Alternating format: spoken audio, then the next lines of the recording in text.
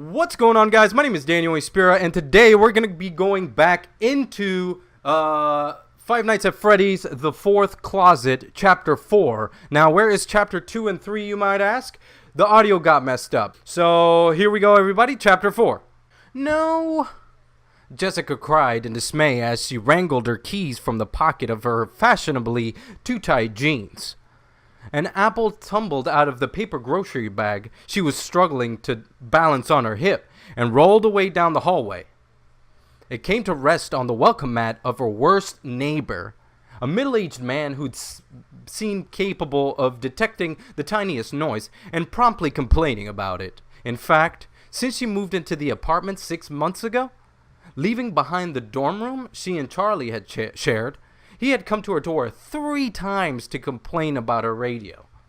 Twice, it wasn't even on. Mostly he just glared at her when they passed by the hall. Jessica didn't mind the hostility, though. It was a little like being back home in New York, you know? She left the apple where it was. Having managed to get the door open, Jessica dropped the bags on the kitchen counter and looked around the room with a quiet satisfaction. The apartment wasn't very big, but it was hers, you know? When she first moved in, she had gone on a cleaning rampage, scouring the baked-in dirt that must have been lining the baseboards since the building went up some 50 years ago. It had taken almost 2 weeks of nothing but scrubbing and between classes and homework, and she went every night with sore arms, as though she had done nothing but weight training. But now the apartment was clean enough for Jessica, albeit just barely. But it was no small thing to clear. She began taking things out of the grocery bag, lining everything up on the counter, and before putting each item away. Milk, bananas, she muttered to herself, and then fell silent. Something is wrong. She looked around the room carefully, but there was no one there. And everything seemed where she'd last left it. But she returned to the grocery bags, and as she closed the refrigerator door, the hair on the back of her neck prickled. Jessica whirled around as though expecting to catch a burglar in the act, her heart jolting with adrenaline, but the room was still. Just to be sure, she went to go check the door. It was locked, as expected. She stood in silence for a moment, listening to the distant sounds of her apartment complex. The hum of an air conditioning unit outside, a leaf blower across the street, but nothing seemed out of the ordinary. She stepped carefully back to the counter and finished putting away all her groceries, then headed to the bedroom, of course. She turned the corner to the hallway and screamed. A figure stood in the dark, blocking the way. "Jessica?" said a familiar voice, and Jessica reached hastily for her gun for the light switch, tense to run. The light flickered on slowly. It was Charlie. "Did I scare you?" she said. "Sorry, the door was unlocked. I should have waited outside," she added, looking down at her shoes. "I just figured since we used to be roommates anyway." "Charlie, you scared the crap out of me," Jessica said in a mock scolding way. "What are you doing here?" "I told you I'm having dinner with John," Charlie said, and Jessica nodded. "Could I borrow something to wear? Maybe you can help me pick something out, you know?" Charlie looked hesitant, like she was asking an immense favor, and Jessica gave her a puzzled frown. "Yeah, sure, of course." Jessica tried to calm herself. "But, Charlie, it's not like you need my help choosing an outfit these days." Jessica gestured at Charlie's clothing. She was wearing her habitual combat boots, or more elegant version of them, but she had paired them with a medium-length black skirt and a dark red scoop-neck blouse. Charlie shrugged and shifted her feet. "I just think he might like me better if you helped me pick out an outfit, instead of me dressing myself, you know? John doesn't seem to like my new look." "Well, Charlie," Jessica stopped, choosing her words carefully. "It won't do either of you any good to pretend nothing has changed, she said firmly. Whatever you have on, you look great. You think so? Charlie said, looking doubtful. Yeah, Jessica said. She brushed past Charlie to go to her room, stepping cautiously past her, and Charlie followed, pausing in the hallway like a vampire waiting for an invitation. Jessica looked at Charlie and was suddenly set at ease, as if their friendship had never been interrupted at all. Jessica grinned. So, are you nervous? She asked, going to her dresser for her hairbrush, and Charlie came in and sat down on the bed. I feel like I have to prove something to him, she said. But I'm not sure what, she said, tracing the flower design on Jessica's bed. You were right, by the way. Jessica turned around, brushing her hair absently. He wants to see you tonight. I think that's a great start, she offered. Just let him spend some time with you, you know? He's been through a lot lately. Remember, from his perspective, he saw you die right in front of his eyes. Charlie laughed, a soft, forced sound, then was silenced. I'm just worried about him, and I can't even help him because... Jessica, do you remember him telling me something important that night? Something in her tone changed. It was subtle, just a hint of strain. Jessica kept her expression neutral, pretending not to notice. Something important? Jessica asked. She knows. Something that I would remember. Should remember. She kept her eyes on the bedspread, still tracing the pattern like she was trying to memorize it. Jessica hesitated. She could still see it all, as vivid as the present. And it gave her a sick feeling in the pit of her stomach. Charlie was trapped in the twisted, broken Freddy suit, with just her arm free. John was holding her hand. Jessica shuddered, that terrible, singular, crunching sound echoing in her head. Jessica? Charlie asked. And Jessica nodded briskly. Sorry, she cleared her throat. I don't know. You and John were alone together for a few minutes. I'm not sure what he said. Why? I think it's important to him that I remember, Charlie said, back to tracing the bedspread. Jessica watched her for a moment, suddenly ill at ease in her own bedroom. As if sensing it, Charlie stood and met her eyes. Thanks, Jessica, she said. Sorry again for breaking in. I didn't break in, the door was unlocked, but I didn't invite you, so you broke in. No problem. Just announce yourself sooner next time, okay? Jessica smiled, feeling a rush of warmth for her friend. She hugged Charlie goodbye at the door.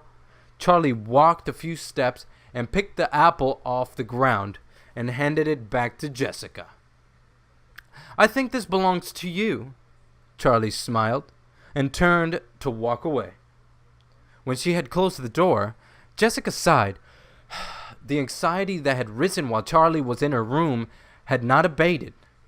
She leaned back against the door, replaying what had just happened. Why would John want Charlie to remember something the last thing he had said to her? She tossed the apple a few inches into the air, then let it fall back into her hand. He's testing her, Jessica said to the empty apartment. Outside Jessica's building, Charlie stopped in the parking lot, frustrated. What did he say that was so important? She walked across the baked pavement to her car. Charlie climbed into her car, slamming the door shut with more force than she needed to. She stared petulantly at the steering wheel. They're lying to me, she thought. I feel like a little kid, with all the grown-ups keeping secrets from me, deciding for me what I should and shouldn't know. She glanced at her watch. The clock in the car was either an hour ahead or either an hour back, and she could never remember which. She had about 20 minutes before she had to meet John. I can't show up early, she said, plainly. Then he really won't believe it's me. Trying to shrug off her bad mood, Charlie put the car in gear and pulled out of the lot. When she got to the restaurant, she could see John through the window, seated at the same table they had sat at last time, all the way at the back. He was staring into space, as if he'd been deep in thought or completely zoned out. She followed the hostess to his table, and it was only when she was standing right beside him that he seemed to realize she was there. When he did, he stood hastily. Charlie started to move towards him, but he sat back down, and she quickly sidestepped into the same spot. "Hi," she said with an awkward smile. "Hi, Charlie," he said quietly, then grinned suddenly. "You're dressed a lot nicer than last time we were here."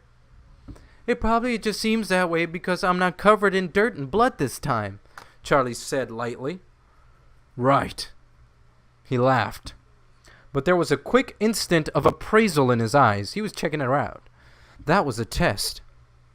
The thought sent something cold through the pit of her stomach. She had known it would happen, but knowing did not make it easier to have his eyes, usually so warm, look at her with calculation. "What was that movie we saw?" John asked, seeming to fumble at an answer. "Last time I visited. We went to that theater down the street, didn't we? It's on the tip of my tongue." "Zombies versus zombies," Charlie said. "Right, yeah, I knew it was about zombies," John said thoughtfully. "So, what have you been doing since then?" Charlie asked, attempting to shift the topic. "Are you still doing construction work?" "Yeah," John said, and cast his eyes down at the table. "Actually, maybe not. I just got fired." "Oh, Charlie said. "Oh, I'm sorry." He nodded. "Yeah, I mean, it was my fault. I showed up late and there was some other stuff. But I really liked that job. Well, it was a job at least." "There have to be other building sites," Charlie said. "Yeah, I guess." He looked at her searchingly, and she looked back, trying not to shrink under scrutiny. "Believe me," she pleaded silently. "What will it take for you to believe me?" "I've missed this," she said instead. He nodded, his eyes softening for a moment. "Me too," he said quietly, though she knew it was only half true. "You know, I didn't leave because it wasn't because of you," Charlie said. "I'm sorry if it seemed like it was. I just had to get away from everything and everyone. Are you folks ready to order?" the waitress asked brightly. John straightened his posture and cleared his throat.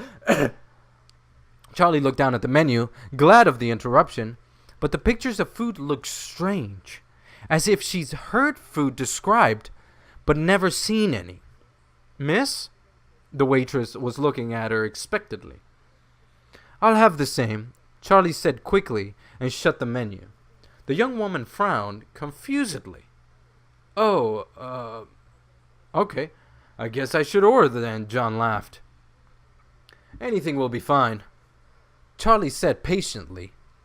"I'm sorry. I'll be right back." She got up from the table hastily and headed for the bathroom, leaving John to take care of things. Walking into the bathroom, she was struck with a jarring sense of déjà vu. "I've been here before. Trapped in a box. I was trapped in a box." Charlie slammed the door shut and left it. "I'm not trapped." She ran her fingers through her hair, though it really didn't need adjusting, and washed her hands. She was just killing time, stealing a moment away from John's scrutiny. Every time he gave her that level, untrusting look, she felt exposed. "I am Charlie," she said to her reflection, smoothing down her hair again nervously. I don't have to convince John that I'm me. The words sounded thin in the small room. Who else would I be? Charlie washed her hands again, straightened her shoulders, and went back out to the dining room. She sat down and put her paper napkin in her lap, then looked John squarely in the eyes. I still don't remember, she said abruptly, seized by an obstinate something. John raised his eyebrows. Wait, what? I don't remember what you said to me that night. I know it's important to you. I know maybe it's why you think what you think about me, but I just don't remember. I can't change that. Okay. He slid his hand off the edge of the table and let them rest in his lap. I know that. A lot happened that night. I know.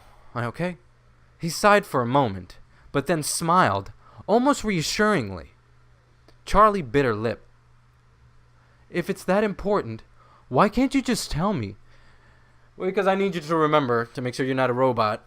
Instantly, she could see that it was the wrong thing to say. John's features hardened. He drew back from the table. She looked down at the napkin in her lap. She had been shredding the corner of it without noticing.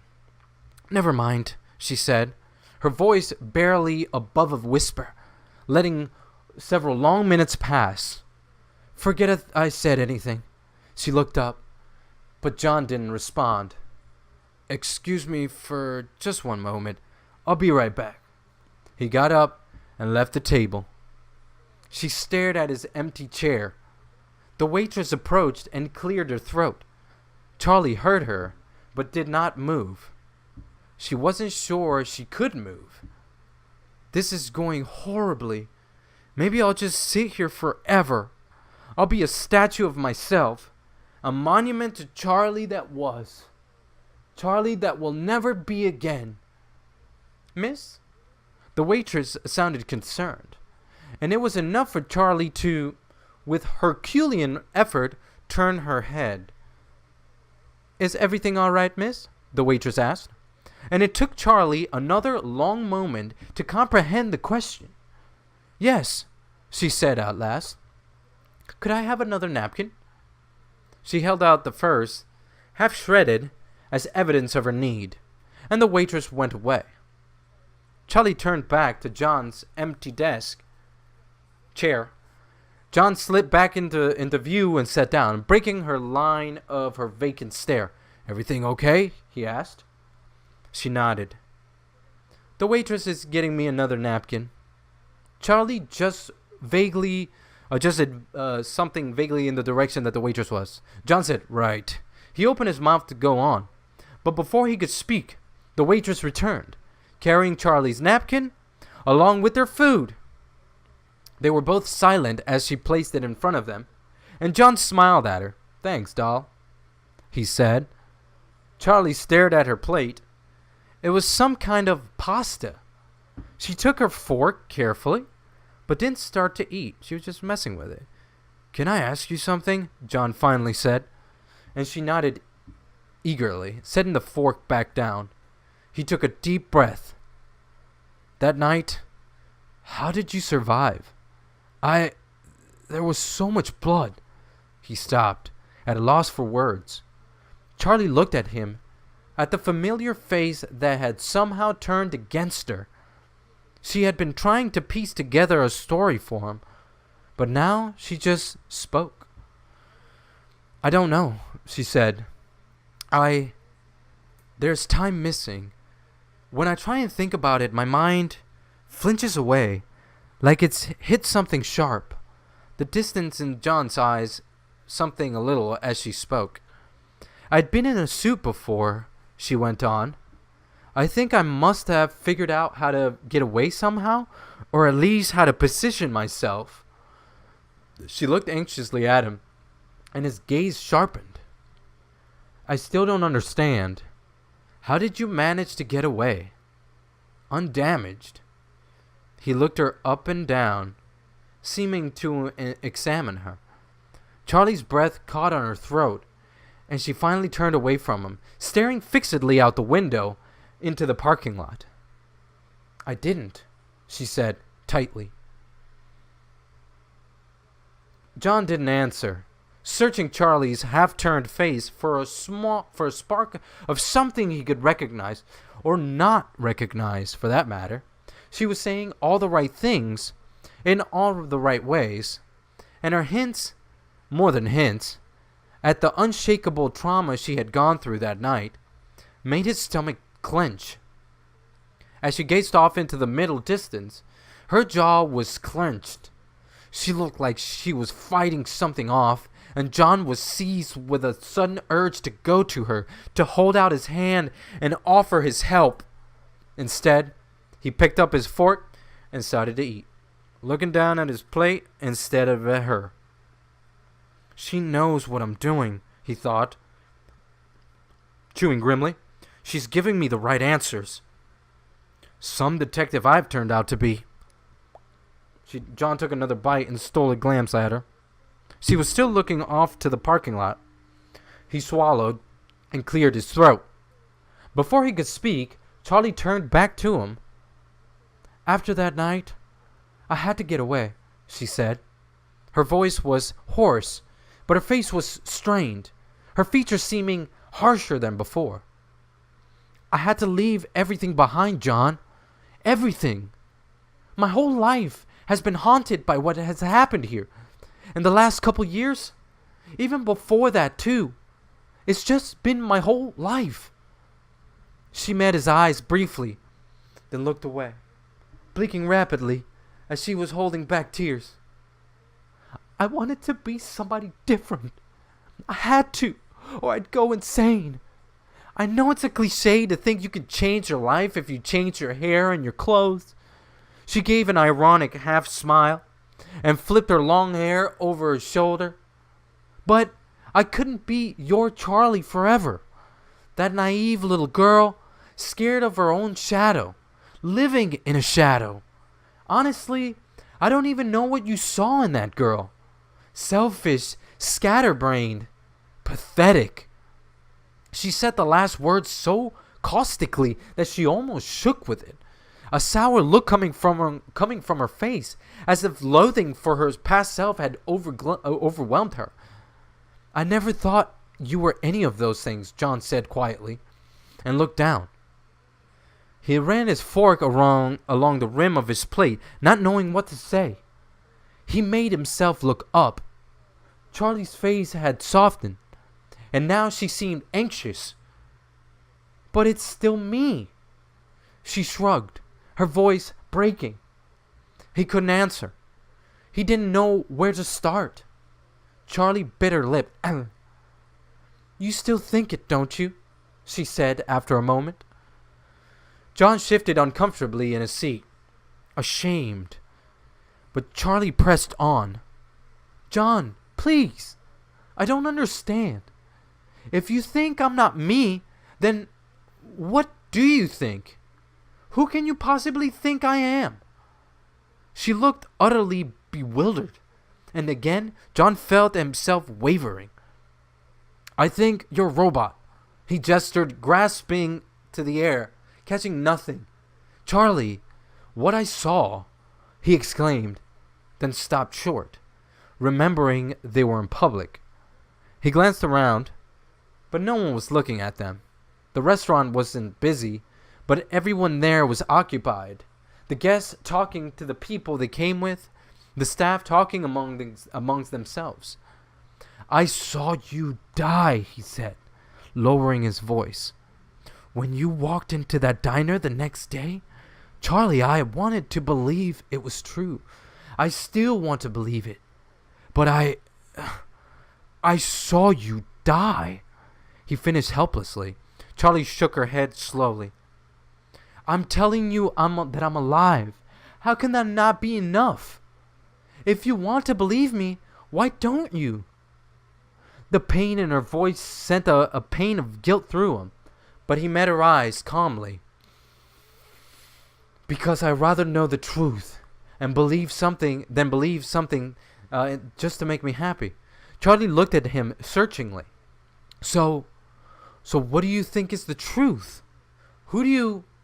She swallowed and started again. Who do you think I am, if I'm not me? John sighed. I've thought about it a lot, he said at last. Almost constantly, actually. Charlie nodded slightly, barely moving her head, like she was afraid she would spook him. I thought about a lot of things, I guess. Theories. Like what? Charlie asked, gently. Well, John's face was getting hot, like this room. I should never have agreed to see her. John? I guess maybe I thought you might be Sammy, he mumbled. She looked puzzled for a moment, like she had not quite heard him. Then her eyes widened. Sammy's dead, and I thought you were too. John looked up at the ceiling and put his head to his temples. I know, he said, and met her eyes again. But, Charlie, look, I don't know that. Neither do you. The last thing you remember of Sammy, what was it? You know the answer to that, she said in a low, level voice. You saw him be taken, John said after a moment. She made no response, and he took it as license to continue. You saw him be kidnapped, not killed nor murdered, by Dave or Afton, Springtrap, Masibe. So what if he wasn't killed? What if Sammy was raised by William Afton, twisted and brought up by a murderous madman to replace you, to replace Charlie after her death? Also, Sammy could be short for Samantha. I forgot that part. Sammy could have been a girl all along. Charlie was motionless across the table. She scarcely looked like she was breathing. I know how it sounds when I say it out loud, John added in a rush. That's why mostly don't. Charlie had covered her face with her hand, and her shoulders were shaking. He broke off as she looked up. This time, she was laughing. There was a manic edge to it, like it might turn into crying any moment. But John tentatively tried to smile. Oh, John, she said at last. I don't even... you know that's crazy, right? Is it crazier than you being alive right here in front of me? He argued without much conviction. John, you took me to go see the grave yourself, remember? John paused and looked confused for a moment, trying to reconcile what he had just heard. You took me yourself to Sammy's grave. I took you to the cemetery, but I never saw Sammy's grave. Or your father's, might I add, John corrected. Then go look sometime. Charlie's voice was patient. John felt immediately foolish. Aunt Jen warned me not to go back to Hurricane, and John looked down at the table. She's 3 for 3 at this point. Have you heard from her, by the way? From your aunt? John asked, disconcerted by the sudden change of subject. I figured you were living with her after you moved out of Jessica's place. Yeah, Charlie said. You were living with her? Have you seen her? Why would I have seen her? John asked slowly, suddenly feeling a bit lost in the conversation. He had seen Jen twice, once as a child, and once on that terrible night, crouched beside the twisted, broken Freddy suit in a pool of Charlie's blood. But Charlie didn't know about either. You know I've never actually met her, John said, watching Charlie's face.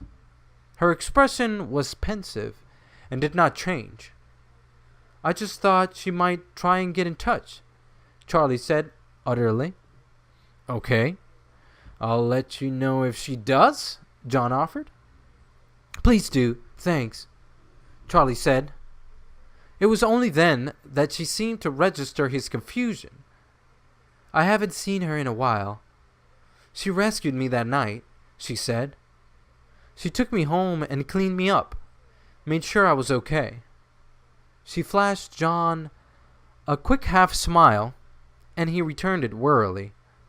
I thought you said you didn't remember anything from that night, he said, trying to keep his tone from sounding accusatory. I said there was a lot I don't remember, but mostly that's what Jen told me. Honestly, the first thing I remember is that she woke me up the next morning telling me to put on the dress that she had for me. Charlie made a face. She always wanted me to dress more like a girl. Of course, the joke was on me. It turns out that after a few near-death experiences, there was nothing I wanted more than a makeover. John smiled, and she batted her eyelashes exaggeratedly. He laughed in spite of himself. So, you think she might be looking for you? He paused, unsure of how to phrase the next part. Do you want her to find you? He asked at last, and she shrugged. I'd like to know where she is. She's not at the house where you're living? When did she leave? Everybody leaves eventually, Charlie said, in a sardonic tone, and he laughed again, less heartily. You didn't answer my question. Charlie glanced at her watch. Like everything else she wore, it was a smaller, feminized version of the ones that she used to have. There's a good zombie movie starting in 15 minutes, cutting off the previous conversation. The new theater isn't far from here. What do you think? Should we go see if the old formula still works? What does that mean? John held back a smile. I can't go to the movies, he said, with real reluctance. I have somewhere where I need to be. Another time? Charlie said, and he nodded. Yeah, maybe.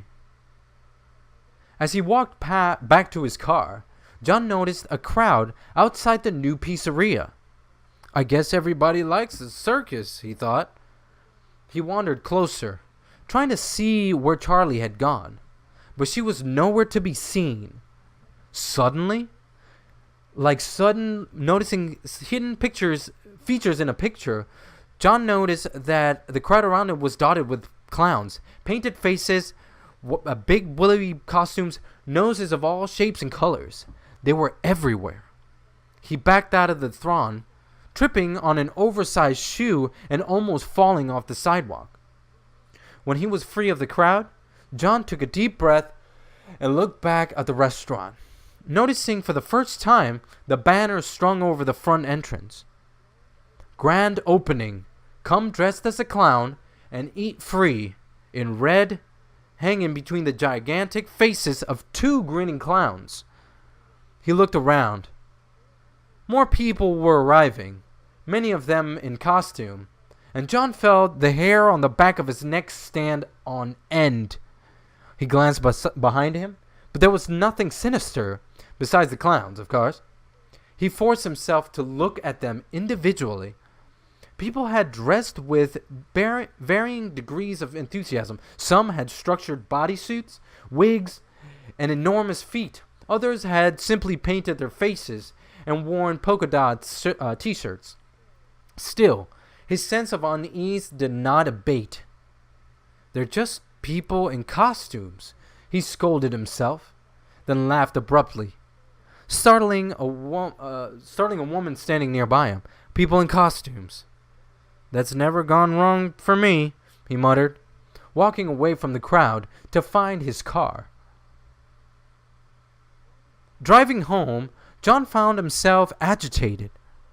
Twice he looked at the speedometer and saw that he had dangerously over the speed limit without noticing. He tapped his head restlessly against the steering wheel, thinking about the next day. What then? Seeing Charlie had rattled him more than he had realized.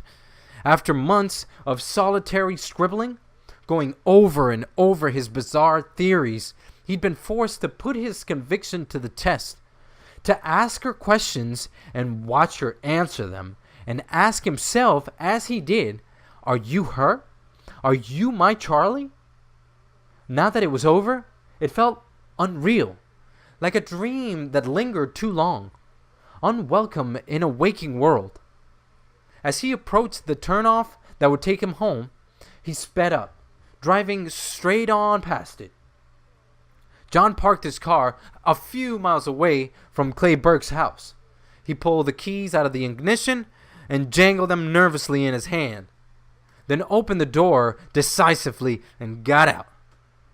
When he got to the house, it was dark except for a single window, which he thought was Clay's office. I wonder if Carlton's gone back to school, he wondered, unsure of whether he was hoping for his friend's presence or his absence. He knocked and waited, then rang the doorbell. A long moment later, Clay opened the door. John, good, and nodded, seeming unsurprised by his presence.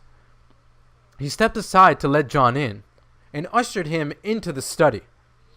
Do you want some coffee?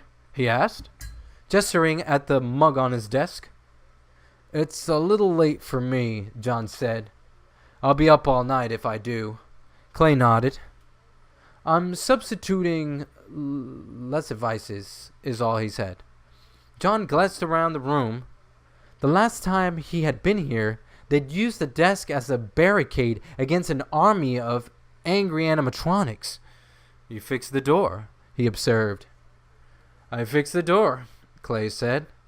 Oh, reinforced this time. What brings you here? I saw Charlie. Clay raised his eyebrows, but didn't say anything.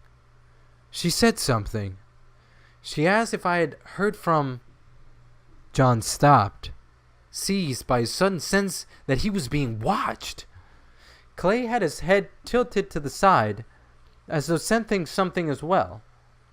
Silently, Clay made his way to the closed window, positioning himself next to the pale drapes, and peered outside. Everyone is a little on edge with all these weirdos walking around in face paint, he said, but he kept his voice low. He pulled the drapes together and walked back towards John. Have a seat, Clay offered. There were 2 dark green upholstered chairs and a matching couch along one wall. John sat on the couch. Clay grabbed his desk chair and dragged it across the rug so they were only a few feet apart.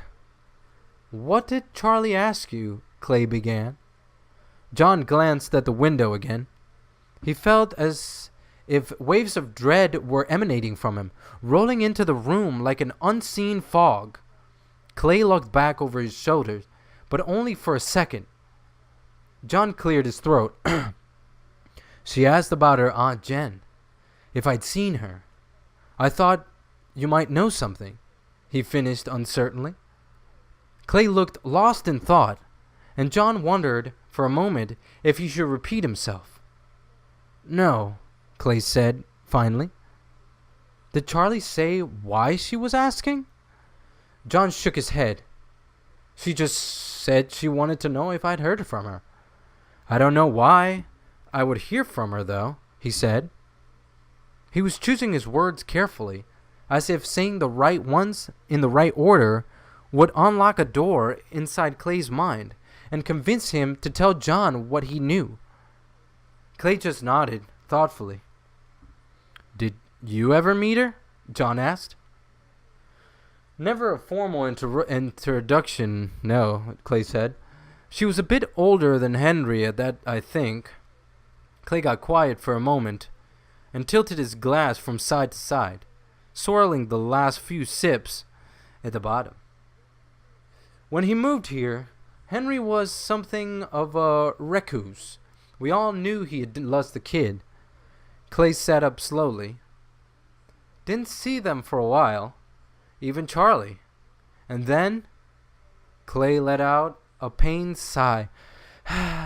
Jen was around for about a year, and she was the one watching the kid. Jen stuck to Charlie's side like glue. I guess Henry just didn't trust people anymore, and I can't blame him for that. I always kind of got the impression, John paused, choosing his words carefully again.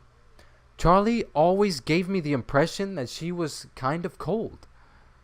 Well, like I said, after something like that, Clay said, I was surprised when John took Charlie after Henry died, he went on. What about Charlie's mother? John asked hesitantly.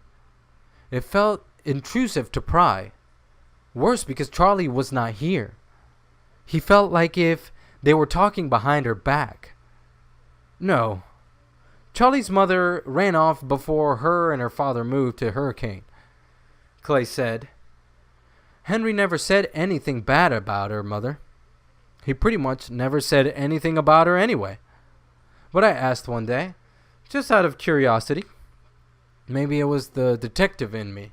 I couldn't help myself, you know. He thought a long time before answering me. Then he gave me this sad look and he said, she wouldn't know what to do with my little girl. I backed off the subject after that. I mean, I knew they lost another kid. I guess I assumed Charlie's mother had some kind of breakdown, or else just found herself unable to care for the child, so much like the one she'd lost. I think it should be said, though, due to her aunt's credit, Charlie seemed to turn out all right. He smiled and gave a nod. She's a bit odd, but she's a good kid. She's unique, for sure, John said. Unique, then, Clay said dryly. The walls trembled briefly as a strong wind passed over the house. John cast his eyes around the room uncomfortably, then lit on something familiar on the corner, tucked away between the end of a bookshelf and a wall. Is that Ella? John asked, pointing. Clay looked blank for a moment. The doll? That turned up in the rubble of Charlie's old house. The rest got hauled away, but I kept that. Her name is Ella, John said. Charlie's dad made her. She used to go around on a track, carrying a tea set. I asked Charlie if she wanted it, Clay said. She wasn't interested. She wasn't? John repeated, alarmed. Clay shook his head absently. I have a hard time believing that, John said incredulously, as he held the old toy in his arms and Clay came back to attention. Well, tell her that it's here if she ever wants it. I will, John said, setting the doll back down. Clay glanced at the window again and looked preoccupied. Is something wrong? John asked. Not at all, he said. John raised his eyebrows. Are you sure about that? Clay sighed. A child was abducted this morning. What? A little girl. She disappeared sometime between midnight and 6 a.m. Clay was stone-faced. John searched for words and came up empty. It's the second one this month, Clay added quietly. I haven't heard anything about that, John said. He glanced at the window again as the wind began to howl outside, then looked back at Clay, and immediately the knot of fear took up its post behind his head again. Do you have any leads? John asked the first question he could think of. Clay didn't answer for a long moment, and John asked the next question. Do you think it has something to do with, missing kids? It's not the first time that's happened here. No, it's definitely not. Clay was staring into the space in between them, as if there was something there he could see. I don't see any way that it could be connected, though. Freddy's has been destroyed at this point. Right, John said. So you don't have any leads? I'm doing the best that I can.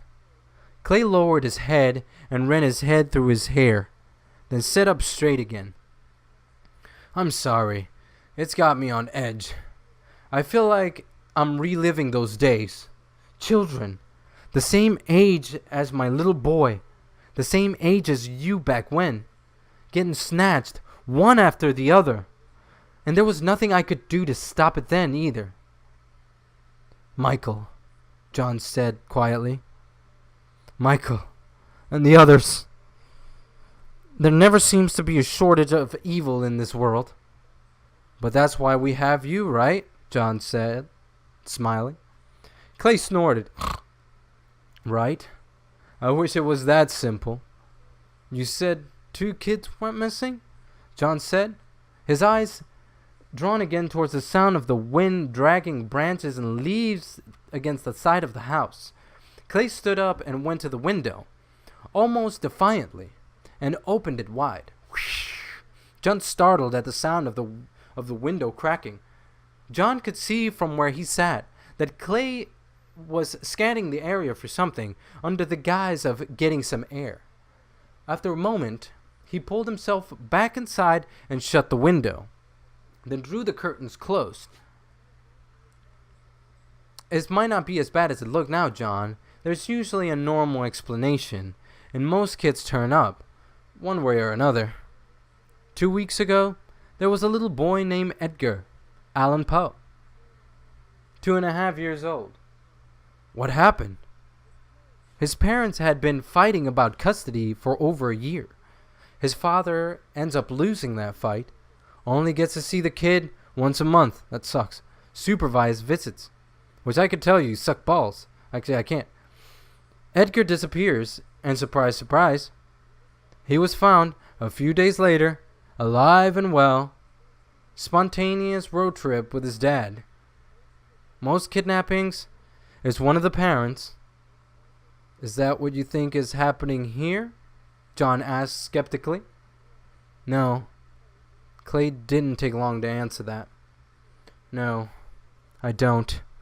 He repeated, sounding graver. He took a deep breath and leaned forward. And it doesn't help that the whole town is obsessed with this new restaurant, dressing up like clowns. It's a waste of time for my offices to be doing crowd control, or clown control, as it were. Can I do anything? John asked, though he could not imagine what kind of help he could be. Not a thing, Clay said. If I'm right, I may need you. And I'll need... He stopped. Charlie, John said. You'll need Charlie, Clay nodded. It's not fair to ask her to help, Clay said. Not after everything she's been through. But I will if I have to. Yeah, John said. Clay was staring at the space between them again, and John felt suddenly like if he was intruding. It's getting late, he said. Yeah, well, watch yourself out there, Clay said, hastily standing. Do you want to take my gun? Clay said, lightly. He smiled, but there was tension in his face, as though he was half hoping John would take it. Don't need it, man. John grinned. I've got these guns, dog. He held a tight fist in the air and threatened the room before letting himself out. All right, tough guy. See you soon, Clay said grimly. John started back towards his car. It was pitch black night now. It had been night when he arrived, he realized, but now he noticed it. The street lamps didn't go far. The pools of light beneath him swelled beneath him only a few feet out. His footsteps landed hard, and there seemed to be no weight to quiet them. A distant roar of the highway was too faint to provide cover, and the wind was silent for the time being, as though it had temporarily gone into hiding. Something moved a few yards ahead of him, and John stopped dead. Coming down the road was another costumed moviegoer, but there was something off about this one. It was heading in his direction, walking in the middle of the road at an even pace. John stayed where he was, between two of the tall, thin saplings planted along the sidewalk, his eyes glued to the approaching figure. As it came closer, a chill gripped John's spine. The clown's movements were feminine, but wrong. She walked like something mechanical, yet graceful. His breath caught in his throat as the clown glided towards him like a wraith. The creature was staring straight ahead as it passed. John waited, hoping to stay out of its line of sight.